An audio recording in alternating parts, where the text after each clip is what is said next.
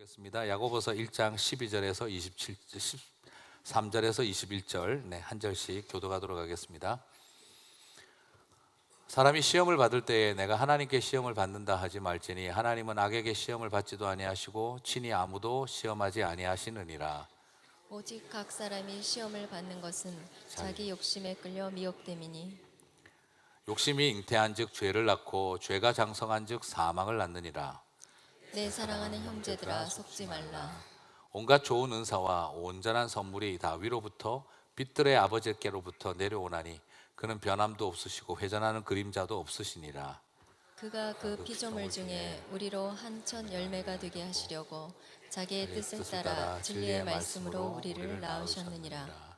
내 사랑하는 형제들아 너희가 알지니 사람마다 듣기는 속히하고 말하기는 더디하며 성내기도 더디하라. 사람이 성내는 것이 하나님의 의를 이루지 못함이라. 같이 읽겠습니다. 그러므로 모든 더러운 것과 넘치는 악을 내어버리고 너희 영혼을 능히 구원할 바 마음에 심어진 말씀을 온유함으로 받으라. 아멘. 자, 오늘은 이제 사랑하는 형제들아 속지 말고 알지니라는 제목으로 이제 야고보서 강의 세 번째 말씀을 전하겠습니다. 자, 우리가 지난 두 주 동안 시련을 견뎌내고 그것을 이겨내고 그 모든 시련을 하나님의 은혜와 선물로 바꾸어서 이렇게 살아내어서 생명의 멸류관을 받자 하는 그것을 지난 두 주 동안 말씀으로 나누었습니다. 그게 하나님의 지혜와 깨달음으로 충만한 삶이라는 것을 우리가 지난 두 주 동안 살펴봤습니다.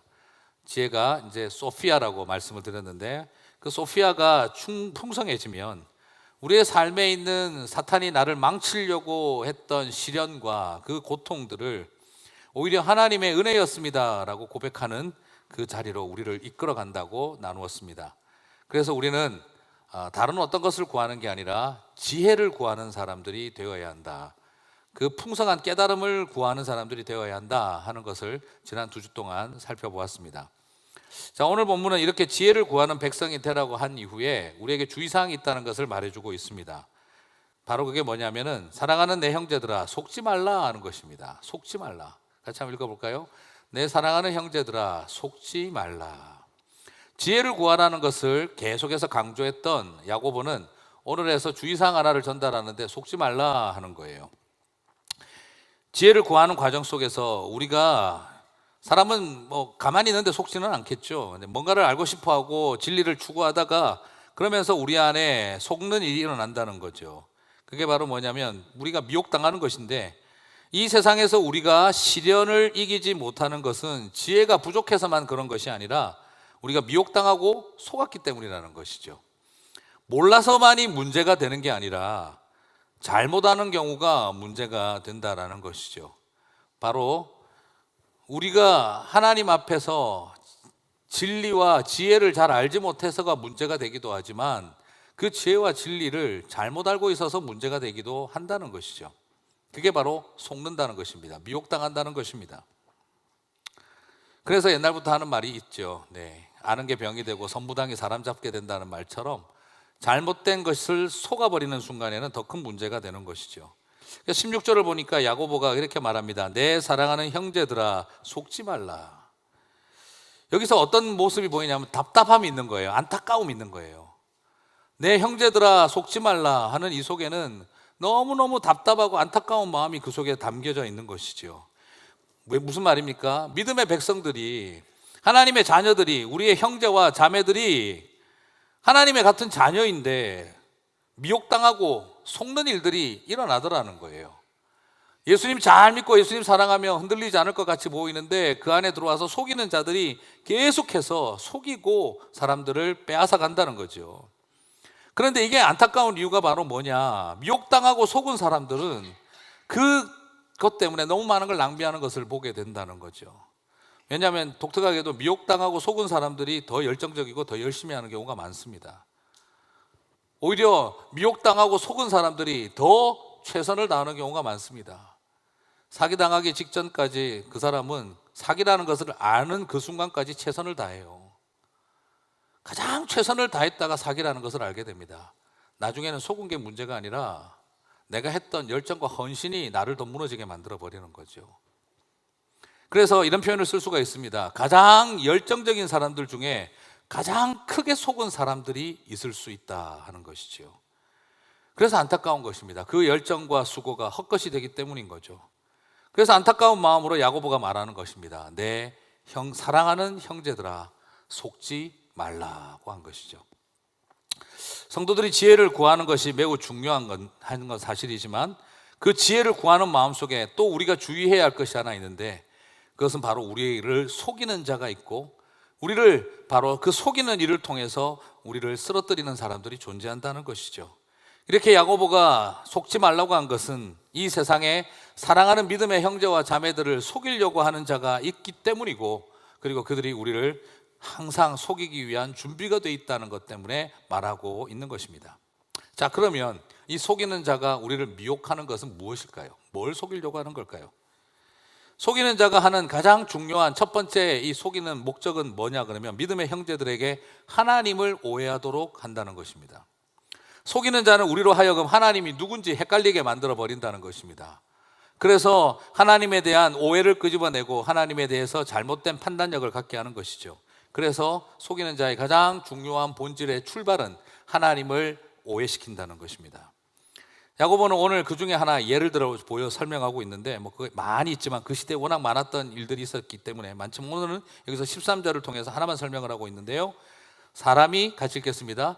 사람이 시험을 받을 때에 내가 하나님께 시험을 받는다 하지 말지니, 하나님은 아에게 시험을 받지도 아니하시고 친히 아무도 시험하지 아니하시느니라.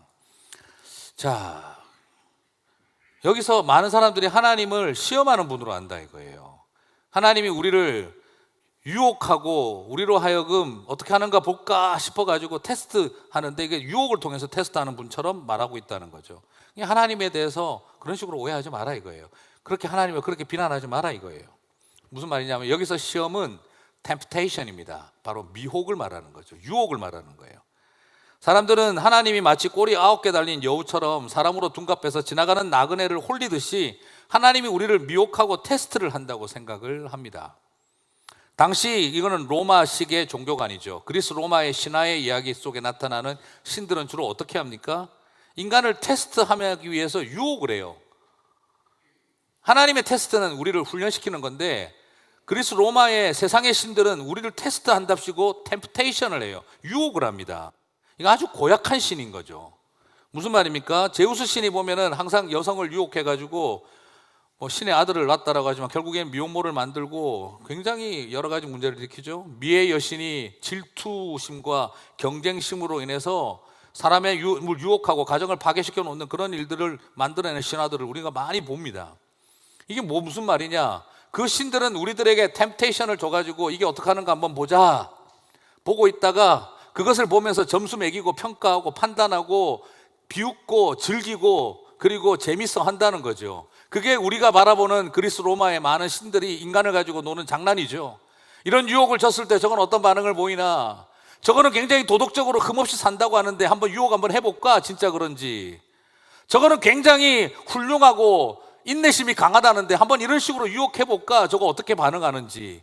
그런 거 보면서 점수 매기고 판단하고 웃고 장난치고 즐거워하는 것이죠. 그게 세상의 신들이 우리를 가지고 노는 템테이션으로서의 테스트죠. 하나님도 그런 것이 아닐까? 하나님도 내 삶 속에 이런 유혹들을 통해서 우리 점수 매기고 있는 게 아닐까? 선악과를 그렇게 해놓고 우리 하는 거 봐가면서 그렇게 보암직도 하고 탐스러운 거 달아놓고 우리를 유혹시키면서 점수 매기는 거 아닐까? 그리고 그 결과를 놓고 웃으시고 너는 한번 고생해봐, 그리고 마음에 들면 상도 주고 그러는 아주 고약한 장난기 넘치는 신이 아닐까라고 생각하는 것이죠. 하나님 그렇게 오해하지 마라 이거예요. 하나님 그런 분 아니다 이거죠. 여러분, 유혹의 근원이 하나님이라고 생각하도록 사탄이 우리를 속이는 거죠. 그래서 니네 하나님 이런 식으로 가는 건 아니다라고 설명을 하는 거죠. 자, 이게 인간에게 뭐가 유익할까요? 자신이 사탄의 미혹에 넘어가서 저지른 죄를 하나님의 주권을 빙자해서 빠져나가는 것입니다. 하나님의 주권과 하나님의 주관자 되심을 이용해서 자신의 죄와 욕망을 정당화시키는 것이죠. 어떻게 그냥 이게 다 하나님께서 우리를 가지고 점수 매기는 일에 나는 피해자다라고 생각을 하는 것이죠. 그렇지 않습니다. 그건 결국 내가 사탄에게 속은 거고 내 안에 있는 죄와 욕망에 따라간 나의 죄일 뿐인데 마치 나는 고약한 하나님의 장난의 피해자처럼 여긴다는 거죠. 이게 뭐하고 어떻게 설명할까요? 주님, 제가 빨리 결혼을 하고 싶은데 오늘 빈자리, 버스 옆에 빈자리가 있네요. 오늘 여기에 앉혀주시는 그분을 나는 주님의 인도하심이라고 믿겠습니다 하고 쳐다봤는데 도무지 마음에 안 드는 자매가 옆에 와서 앉았어요. 주여 왜 나를 시험에 들게 하시나이까. 일어나더니 또 너무너무 내 마음에 드는 자매가 옆에 와서 앉았어요. 주여 뜻대로 하옵소서. 자, 이게 하나님의 인도하심이라는 표현이라고 할 수도 있을런지 모르겠습니다만 그 모든 판단의 기초 속에 자기의 욕망이에요. 유혹의 근원이 하나님이 되고 인간은 피해자라는 말처럼 여기고 있습니다. 자기의 욕망과 죄 때문인데 그것을 하나님의 역사라고 떠넘기고 싶은 것이죠. 그래서 하나님은 인간을 괴롭히는 장난꾸러기, 욕심쟁이, 바람둥이 제우스 같은 그런 존재나 아니면 꼬리 9 달린 여우 같은 존재처럼 우리가 하나님이 우리를 유혹하고 우리를 그렇게 길 가는 나그네를 헷갈리게 하는 것처럼 그런 존재가 아닐까라고 생각합니다. 그리고 인간은 하나님의 변덕스러운 장난 속에서 피해자처럼 생각하기도 합니다. 여러분, 그러나 그렇지 않습니다. 오늘 말씀한 것처럼 하나님은 미혹하는 분이 아니다라는 거예요. 그거 해놓고 내가 어떻게 반응하는가 보고 점수 매기는 거 아니다 이거예요. 제가 예전에 이거 가지고 조금 할 이야기가 있는데요. 개인적으로 저희 아버님이 저를 가끔씩 장난을 치셨어요. 저희 아버님이 도저히 저희 아버님의 인격과 평소의 삶의 태도로 볼 때는 저런 말과 행동을 하실 분이 아닌데 딱 이상한 말을 저한테 제가 도저히 못 받아들일 것 같은 말을 딱 던져놓고 행동을 해놓고 나서 그 다음 하시는 일이 뭐냐면 네가 하는 말이 그러신 거예요. 내가 아주 나쁜 말을 한 거 나도 아는데 일부러 그랬다. 네가 그런 일에도 어떻게 반응하는지 너의 인격과 인내심을 보고 싶어서. 제가 저희 아버님한테 뭐라고 이야기를 했냐 그러면 그 말 제가 아버지 의도를 파악을 했죠. 그래서 아버님 쳐다보고 있다가 가만히 웃으면서 그랬어요. 아버지,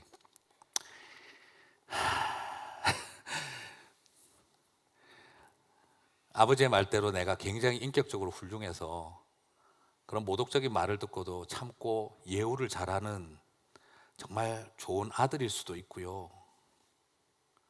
아버지 머리 꼭대기에 앉아서 이럴 때 내가 좋은 반응 보여주고 나면 앞으로 나를 좋게 보겠지 하고 머리 쓰는 아들이 될 수도 있습니다. 제가 아버지에게 정말 그런 하드타임을 주셔도 어른에게 예우를 다하는 착한 아들일 수도 있고요. 어른 머리 꼭대기에 앉아서 그것 가지고 장난칠 수 있는 아들이 될 수도 있습니다. 뭘 원하십니까? 제가 그렇게 이야기했던 적이 있어요. 그리고 나서 다음부터 그렇게 안 하겠다고 이야기를 하시더라고요. 하나님이 우리를 향해서 그렇게 하실까요? 내가 이렇게 한번 탁 해놓으면 이 인간이 어떤 반응을 보일지 점수 매기고 평가하고 그렇게 하시는 분이 아니다 이 말이에요.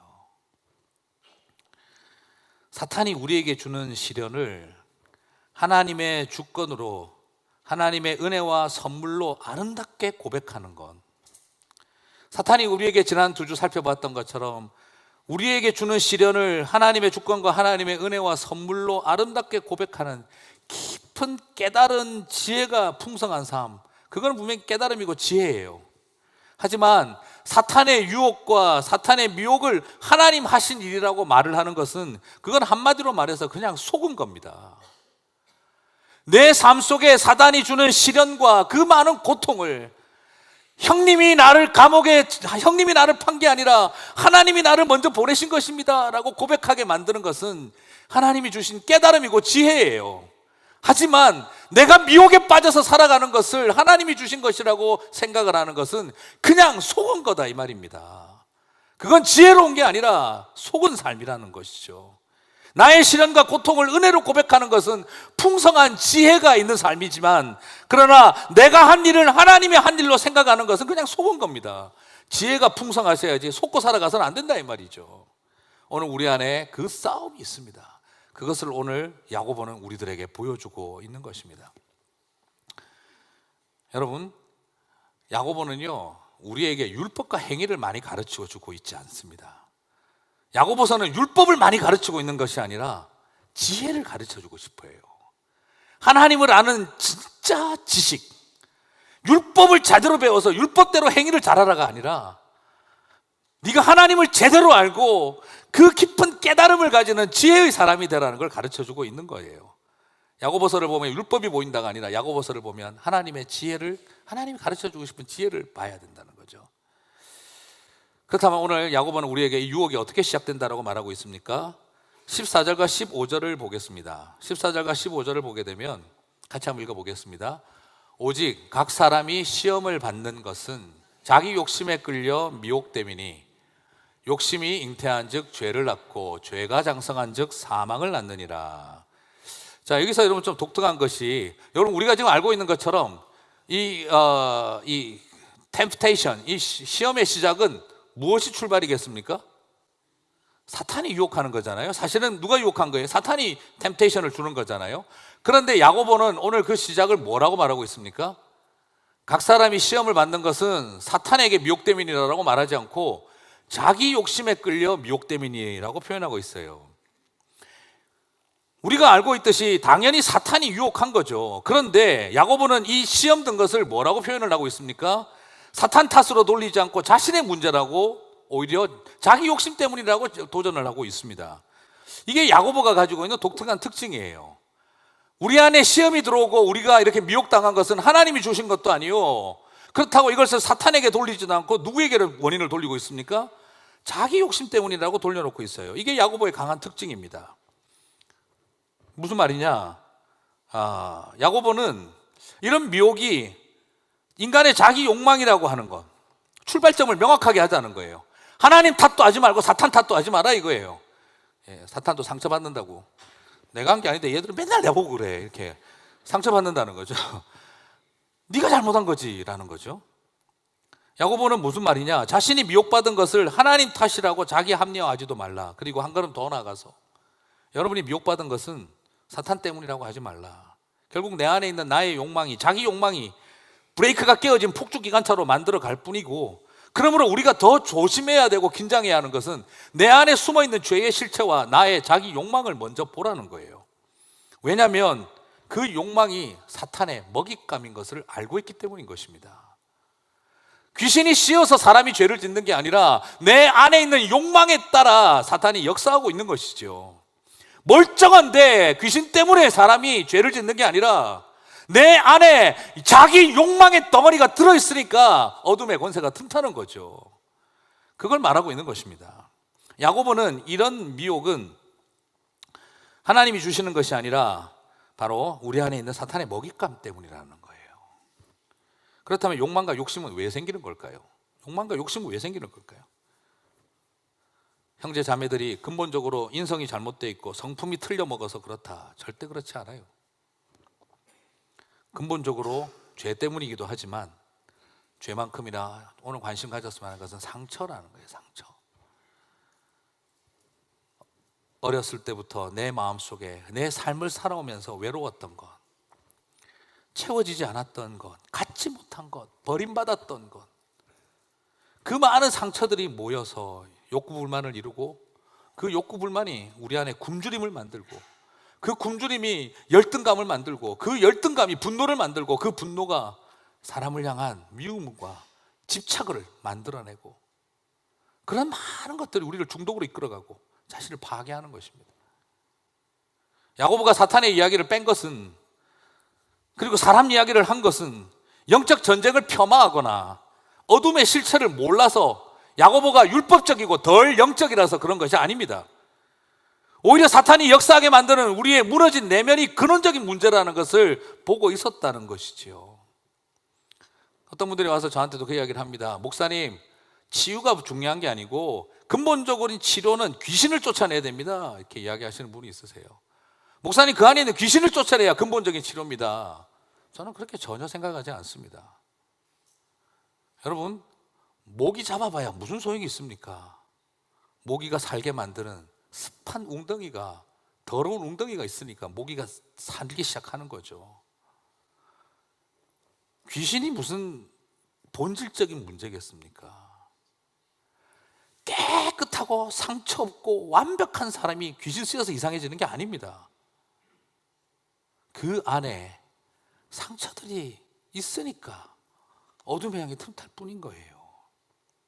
그래서 더 중요한 것은, 귀신을 쫓아내는 것보다 더 중요한 것은 바로 회개와 치유라는 거예요. 회개와 치유를 강조한다고 해서 그게 덜 영적이기 때문에 말하는 게 아닙니다. 귀신을 쫓아내는 것이 오히려 눈에 보이는 것들이 것이고, 본질적인 죄의 문제와 치유의, 상처의 문제가 회복되어져야, 그래야 악한 영들이 틈탈 수가 없는 거죠. 내 안에 죄의 욕망이 남아있는 한 악한 영은 아무리 쫓아내봐야 또 들어올 수밖에 없는 것입니다. 사탄의 먹잇감이 내 안에 있는데 귀신 쫓아내어 본들 무슨 소용이 있겠어요? 한 길로 쫓겨나서 10길로 들어오는 거죠, 다시. 그리고 여러분, 귀신들, 악한 영들도 인격적이에요. 내가 원하니까 들어오는 겁니다. 내가 원하지 않았는데 들어오는 거 아닙니다. 내 마음의 외로움 때문에 받아들이는 거예요. 내 마음의 분노 때문에 끌어 들어오는 거예요. 내 마음에 있는 열등감 때문에 끌고 들어오는 거예요. 그래서 우리가 무너지는 것입니다. 그래서 더 중요한 게 뭐냐면, 퇴마보다 마귀를 쫓아내는 것보다 더 중요한 것은 퇴욕망입니다. 내 안에 있는 자기 욕망입니다. 내 안에 있는 거짓된 상처들을 끄집어내는 일들입니다. 바로 회개와 상처의 치유, 이 두 가지가 따라와야 하는 것입니다. 그게 없으면은요, 모든 일 다 하나님 탓으로 돌리기 시작하고요, 모든 일 다 사탄 탓입니다. 그러나 실체 앞에 서야 하는 거예요. 내 실체에 직면하라는 거죠. 그래서 오늘 야고보는 속지 말라 내 사랑하는 형제들아 라고 오늘 말씀을 했는데, 다음 주에도 또 다르겠습니다만 22절에서 뭐라고 말하느냐면, 자신을 속이는 자가 되지 말라고 하고 있어요.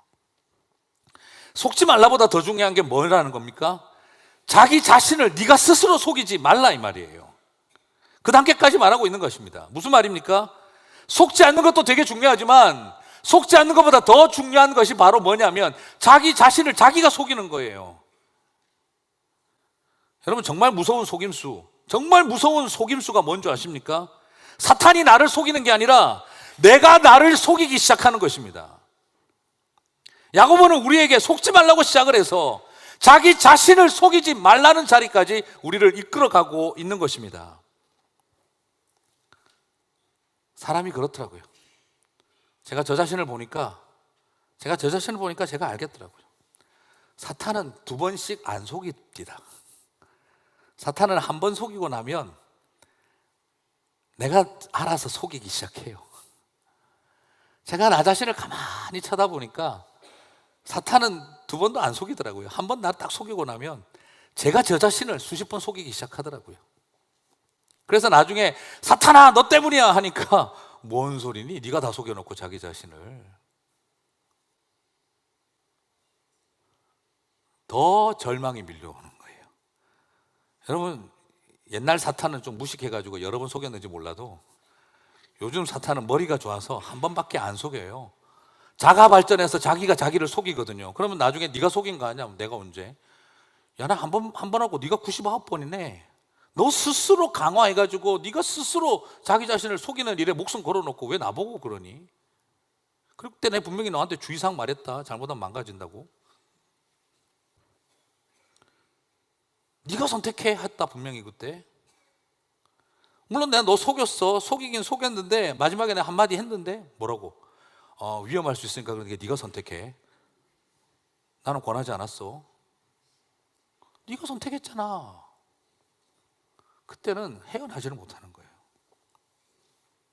제가 저 자신을 보니까 그렇더라고요. 그래서 나중에도 마찬가지입니다. 내가 나를 가만히 보니까 나 자신을 속이는데 내 자신의 에너지를 다 쓴 거예요. 하나님의 사람들은 그래서 지혜가 필요하고 깨달음이 필요합니다. 속지 않는 것도 중요하지만 자기 자신을 스스로 속이지 않아야 합니다. 그리고 이걸 알고 나니까 그 다음에 다른 게 또 보이더라고요. 미혹에 넘어진 사람들을 보니까 또 다른 게 보이더라고요. 눈이 바뀌더라고요. 뭐 그걸 모를 때는 참 나쁘다 하는 생각이 먼저 들었는데 이제 이걸 알고 나니까 참 아팠구나 하는 게 보이더라고요. 사랑하는 성도 여러분, 귀신을 쫓아내는 것보다 상처 치유를 보는 눈이 열려야 되는 것입니다. 귀신을 보는 눈보다 상처를 보는 눈이 열리워져야 하는 것입니다. 그렇게 눈이 바뀔 때 어떤 일이 일어나느냐, 욕심이 잉태하여 죄를 낳고 죄가 장성하여 사망을 낳는 것을 보면서도 그것을 향해서 혐오하고 미워하게 되어지지 않고 야고보가 말한 것처럼 내 사랑하는 형제들아, my beloved brothers, brethren, 그리고 그렇게 부르게 되고 속지 말라고 말하게 되어지는 것입니다. 사랑하는 성도 여러분, 그런 역사가 있게 되시기를 주님의 이름으로 축복합니다. 하나님을 오해하지 않고 속지 않는 것 되게 중요하지만 이제 그것으로 끝나면 안 됩니다. 마무리는 하나님을 바로 아는 것으로 끝이 나야 합니다. 19절에서 야고보는 말합니다. 같이 읽겠습니다. 내 사랑하는 형제들아, 너희가 알지니 사람마다 듣기는 속히 하고 말하기는 더디하며 성내기도 더디하라. 여러분, 여기에서 보면은 알지니 했어요. 물론 오늘 이 말은 뒷말이 중요하게 나오긴 하지만 야고보의 특징은 이 말을 앞뒤로 연결시키는 특징이 있어요. 속지 말라도 앞에 것이기도 하고 뒤에 것도 되고, 여기 알지니는 앞에 것도 되고 뒤에 것도 돼요. 그래서 오늘 뒤에 것은 제가 다루지는 않겠고 19절의 앞에 것인, 알아야 되는 것 중에 하나인 앞에 것은 17절 18절을 한번 보도록 하겠습니다. 하나님에 대한 바른 이해를 가르쳐주고 있어요. 같이 한번 읽겠습니다. 온갖 좋은 은사와 온전한 선물이 다 위로부터 빛들의 아버지께로부터 내려오나니 그는 변함도 없으시고 회전하는 그림자도 없으시느니라.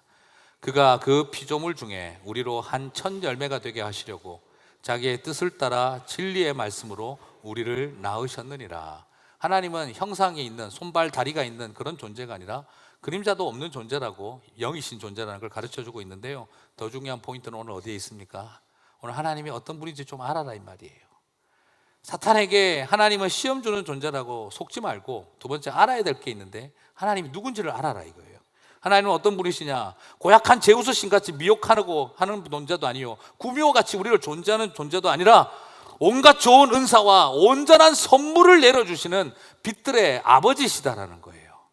하나님은 우리에게 이상한 시험을 주고 우리에게 하드타임을 주시는 그런 분이 아니라 우리에게 그 모든 것들을 이겨나가고 견디게 할 수 있도록 사탄이 우리를 향해 템테이션을 해오고 사탄이 우리를 향해 공격하는 트라이얼을 준다 할지라도 우리 하나님은 바로 좋은 은사와 온전한 선물을 부어주셔서 그 모든 것들을 참고 견디고 이겨낼 수 있도록 저와 여러분에게 힘주시고 능력 주시는 빛들의 아버지시라는 거예요. 여러분, 미혹하고 유혹하는 분이 아니라 좋은 은사와 온전한 선물을 주시는 아버지, 진리의 말씀으로 저와 여러분을 낳아주신 우리들의 아버지라고 가르쳐주고 있다는 것입니다. 이 변덕스러운 세상 속에서 변하지 않는 유일하신 한 분이다 이 말이에요. 어느 인간도 믿을 수 없고 이 땅의 어떤 세상의 사람들도 믿을 수 없는데, 그러나 오직 하나님 한 분만큼은 변함없는 그분이시고 그 하나님 한 분만 바라보고 변함없는 그분이 우리의 아버지가 되시고 그분이 이 세상에 수없는 핍박과 미혹과 트라이얼 시련 속에 있는 저와 여러분에게 온전한 은사와 한없는 선물을 부어주시는 분이다 이 말인 것이죠. 이게 소망이고 위로라는 것입니다. 이 땅을 살아가면서 우리가 알아야 할 것이 바로 무엇이겠습니까? 두 가지가 필요한 겁니다. 하나님을 오해하게 만드는 사탄에게 속지 말고, 그리고 하나님이 내 아버지 되신 것을 아는 것입니다.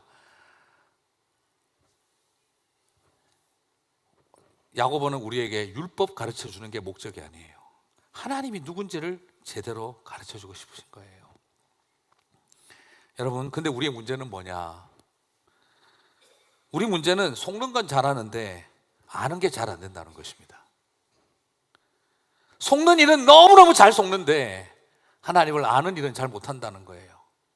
속아서 미혹되는 데는 일주일 한 달이면 끝나버리는데 하나님을 알아가는 일에는 너무너무 잘 못한다는 거예요. 세상 맞습니다. 세상에 담배 피우는 학교 보신 적 있으세요? 네.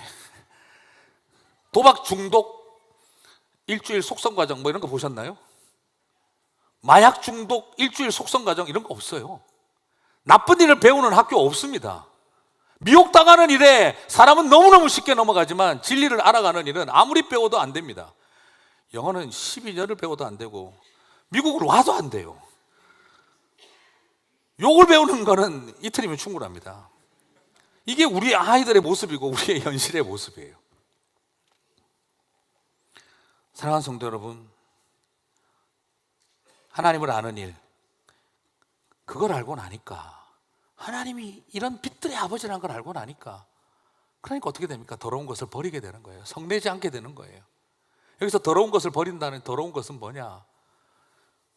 원어적으로 의미로 보면 옷에 찌든 때를 말합니다. 똥을 퍼서 버려라 이런 말이 아닙니다. 쓰레기 버려라가 아닙니다. 내 삶에 들어붙어서 내 삶에 찌든 때가 옷에 붙어 있는 상태를 말합니다. 하나님은 그걸 벗어버리라는 거예요. 언제까지 그 찌든 때 안고 살 거냐고. 더러운데 하도 찌들어 있으니까, 몸에 붙어 있는 옷을 입었고 있었으니까 찌든 때인지도 모르고 살아가고 있는 그 모습을 다해서 일상화돼 버린 것들에 대해서 벗어버리라는 거예요. 사랑하는 성도 여러분, 그렇게 하나님을 바로 알고 나면 그렇게 살게 된다는 것입니다. 율법 때문에 그렇게 하는 게 아니라 하나님이 누군지 알고 그렇게 살 수 있는 이유가 뭐겠습니까? 내가 아들과 딸이라는 걸 알게 되기 때문이에요. 오늘 나는 이제 알았다, 하나님이 내 아버지라는 거. 그것만으로 끝나는 게 아닙니다. 내가 하나님의 아들과 딸이라는 거예요. 가장 큰 변화는 하나님이 내 아버지가 되시고 내가 그분의 아들과 딸이라는 것을 아는 것이 바로 회심의 가장 중요한 개념이고, 그리고 두 번째는 내가 하나님의 가족, 식구가 되었다는 나의 belonging, 소속이 달라진다는 것을 아는 것입니다. 그래서 내가 하나님의 아들입니다, 딸입니다, 당신이 나를 낳으셨습니다, 그걸 아는 것이 이 세상에서 가장 중요한 진리라는 거죠. 말씀 맺겠습니다. 제가 섬기던 한국의 울산교회에 정근도 목사님이 담임 목사님이셨는데 큰 좌절이 있으셨어요. 한국에선 처음으로 정말 대단한 강해 설교가인 로이드 존스 목사님의 설교를 연구해서 설교학 박사학위를 받고 오셨어요. 많은 사람들이 기대했습니다. 로이드 존스의 설교를 연구해서 박사를 받았으니 대단하지 않을까. 또 분명히 당연히 교수로서, 설교학 교수님으로서 앞으로 많은 사람들에게 좋은 영향력을 줄 거다 기대를 했습니다. 그러나 암울한 한국 교회의 그런 교단적인 문제로 인해서 그 꿈이 좌절되고, 그리고 아무것도 하지 못한 채 오히려 더 이상한 사람으로 몰린 채 탄포리의 산 위에 교회를 개척을 하셨습니다. 그러나 교회는 양적으로 성장하지 못하고 너무 어려운 시기들을 보냈습니다. 겨울이 되어 눈이 내리는 날이면 성도들이 교회 앞에까지 왔다가 올라오지 못해서 목사님 미안합니다 하고 돌아가는 그런 일들이 더 많았고, 그래서 긴긴 겨울이 되면 올라오지 못하는 교인들 때문에 텅 빈 예배당에 혼자 앉아서 때로는 예배를 드리기도 하고, 몇 명 남아있는 분들을 대상으로 설교를 할 때 가슴속에 절망이 밀려왔던 거죠. 주일 아침 텅 빈 교회에서 앉아서 예배를 드려야 하나 설교를 해야 하나 하는 절망감이 밀려왔었을 때 갑자기 가슴속에서 수많은 사람들의 목소리가 들려오기 시작하더라는 겁니다. 조롱하는 소리들이, 설교학 박사학위를 받은 사람이 설교를 잘 못해서 교회가 저렇게 안 보이나? 개척해도 교회가 부흥하지 않는 걸 보니 설교학 배워봐야 소용이 없나 보네. 10년 동안 설교 들으면서 연구하면 뭐하나 다 황인 거지. 뭔가 대단한 표효를 할 줄 알았더니 종이 호랑이에 불과했었나 봐. 그 조롱 소리들이 귀에 음성처럼 들려오기 시작을 하는데 너무너무 마음이 무너지더라는 것이죠. 그래서 하나님을 향해서 소리 지르고 원망을 했다고 합니다. 예수님도 여기 와서 한번 목회 한번 해보십시오. 예수님도 여기 와서 한번 설교 한번 해보십시오. 내리는 눈 올라오지 못해서 하는 저 사람들, 돌아가는 사람들 앞에서 당신도 한번 설교해 보시고 부흥되는지 한번 보십시오. 막 그런 분노가 조롱이 터져 나오더라는 겁니다. 원망과 슬픔이 밀려와서 그렇게 부르짖고 있는데 사람들이 조롱하던 소리가, 들려오던 소리가 갑자기 끝이 나고 하나님께서 예수님에게 말씀하시던 그 음성 소리가 들리기 시작을 하더라는 거예요. 마가복음 1장 11절이죠. 하늘로부터 소리가 나기를 너는 내 사랑하는 아들이라 내가 너를 기뻐하노라 하시니, 갑자기 그 하나님의 말씀이 들려오기 시작을 하고 그때 그 요단강 옆에 그림이 그려지기 시작을 하더라는 거죠. 무슨 말입니까? 바로 당신의 아들이라고 부르고 성령께서 그 위에 임하시고 너는 내 사랑하는 아들이요 내가 기뻐하는 자라 하셨던 그 음성이 들려오더라는 겁니다. 예수님께서 마지막 순간까지 그처럼 많이 돌에 맞고 거절당하고 채찍질 맞으며 억울하고 그리고 수많은 사람들에게 조롱당하며 걸어갔던 십자가의 길이, 그 비아 돌로로사의 길이, 그 십자가에 매달려 죽는 그 길이 뭘 붙들고 거기까지 갈 수 있었을까? 예수님이 메시아 직분덕택에 거기까지 갈 수 있었을까요? 예수님이 유대인의 왕이라고 하는 타이틀 덕택에 거기까지 버티고 갔을까요? 사람들이 불러주는 랍비여 선생님이여 하는 그 타이틀 덕택에 거기까지 갔을까요? 아무것도 아닙니다. 오로지 무엇입니까? 너는 내 사랑하는 아들이요 내가 너를 기뻐한다 하는 그 음성이 예수님으로 하여금 그 자리까지 가게 만들었다 이 말인 것이죠. 사랑하는 성도 여러분, 바로 그것이었습니다. 하나님이 나를 사랑하고 내 아버지가 되시고 나를 사랑하고 나를 기뻐하고 있다는 것이 그 수많은 조롱과 아픔과 시련과 템테이션을, 미혹을 이기게 만드는 위로였다는 것이죠. 그때 그 목사님은 그 순간 깨달았다는 것입니다. 로이드 존스도 내려놓자, 설교학 교수도 다 내려놓자, 담임 목사도 내려놓자, 내가 받았던 열심히 공부했던 박사학위도 다 내려놓자, 그것들이 나를 지켜주지 않고 그것들이 나를 하나님 앞에 여기에 서게 만들지 않는다. 오히려 그것들이 로이드 존스 때문에 내 마음이 무너지고 내가 받았던 박사학위 때문에 내 마음이 찢어지고 내가 담임 목사라는 것 때문에 내 가슴이 무너지는 거 아니냐. 오히려 내가 지금 붙들어야 하는 것은 내가 여기에서 설교하고 내가 여기에서 기도하고 내가 여기에서 찬양하고 내가 이 성도들을 돌보는 이유는 저 눈이 푹푹 빠지는 길, 차들도 돌아간 자리에 올라와서 여기에 앉아있는 저 몇 사람을 붙잡고라도 내가 갈 수 있는 이유는 오직 내가 하나님의 아들이고 하나님이 내 아버지시고 그분이 나를 기뻐하고 있기 때문이다. 사랑하는 성도 여러분, 그거 하나 알면 충분한 줄 믿습니다. 모든 것이 무너지고 그 가치 있는 눈물 흘리면서 받았던 그 박사 학위 수여증이 휴지 조각처럼 되어졌다 할지라도 하나님이 내 아버지시고 내가 그의 아들이며 딸이라고 한 것, 그 음성을 들을 수만 있다면 소망은 거기서 시작되는 줄 믿습니다. 오늘 우리에게 필요한 것은 바로 이 지혜인 줄 믿습니다. 그 깨달음으로 승리하는 하나님의 백성들 되시기를 주님의 이름으로 축복합니다.